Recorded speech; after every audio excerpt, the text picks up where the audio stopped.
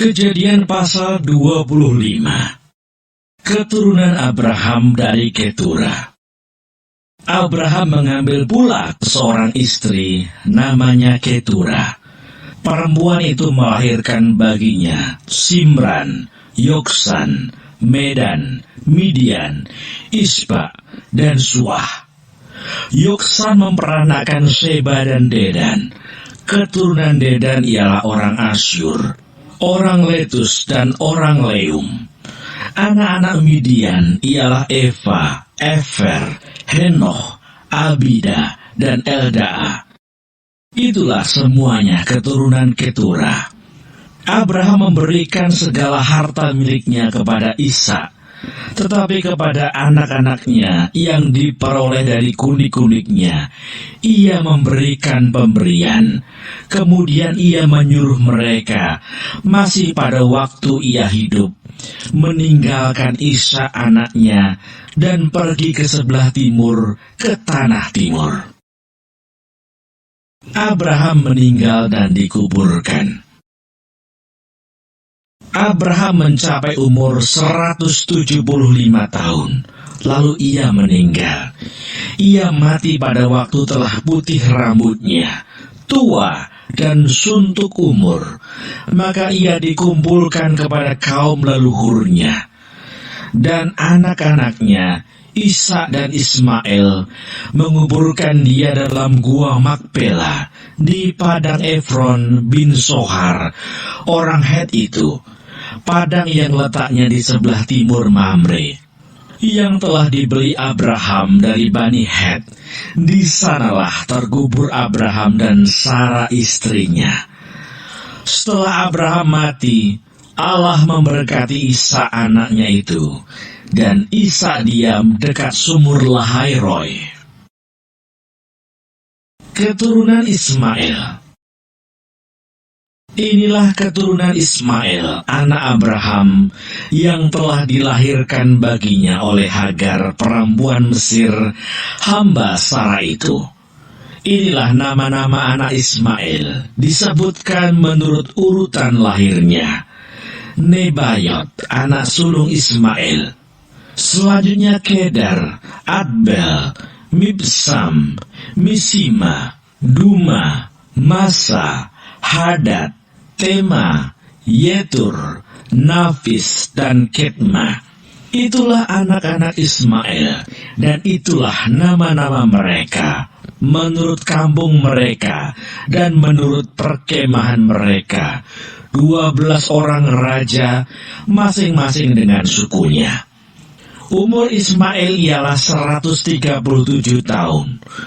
Sesudah itu ia meninggal. Ia mati dan dikumpulkan kepada kaum leluhurnya.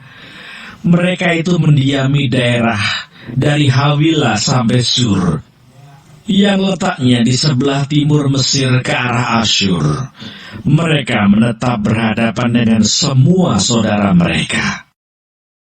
Esau dan Yakub. Inilah riwayat keturunan Ishak, anak Abraham. Abraham memperanakkan Ishak, dan Ishak berumur 40 tahun ketika Ribka anak Betuel, orang Aram dari Padan Aram, saudara perempuan Laban orang Aram itu, diambilnya menjadi istrinya.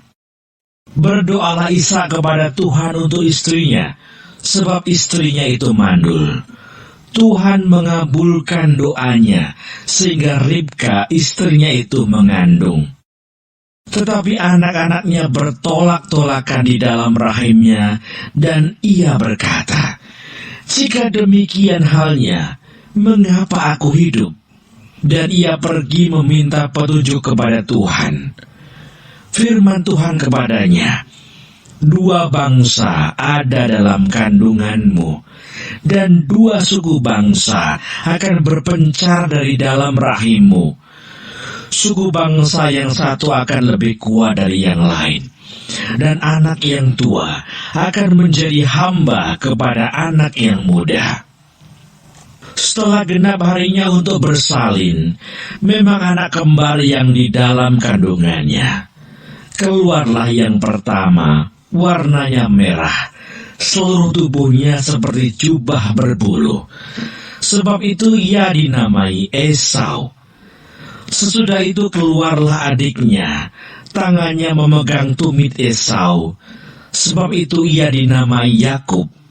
Ishak berumur 60 tahun pada waktu mereka lahir. Lalu bertambah besarlah kedua anak itu. Esau menjadi seorang yang pandai berburu, seorang yang suka tinggal di padang. Tetapi Yakub adalah seorang yang tenang, yang suka tinggal di kemah. Ishak sayang kepada Esau, sebab ia suka makan daging buruan, tetapi Ribka kasih kepada Yakub. Pada suatu kali Yakub sedang memasak sesuatu, lalu datanglah Esau dengan lelah dari padang. Kata Esau kepada Yakub, "Berikanlah kiranya aku menghirup sedikit dari yang merah-merah itu, karena aku lelah." Itulah sebabnya namanya disebutkan Edom. Tetapi kata Yakub, "Jualah dahulu kepadaku hak kesulunganmu." Saud Esau, "Sebentar lagi aku akan mati. Apakah gunanya bagiku hak kesulungan itu?" Kata Yakub, "Bersumpahlah dahulu kepadaku." Maka bersumpahlah ia kepada Yakub, dan dijualnyalah hak kesulungannya kepadanya. Lalu Yakub memberikan roti dan masakan kacang merah itu kepada Esau. Ia makan dan minum, lalu berdiri dan pergi. Demikianlah Esau memandang ringan hak kesulungan itu.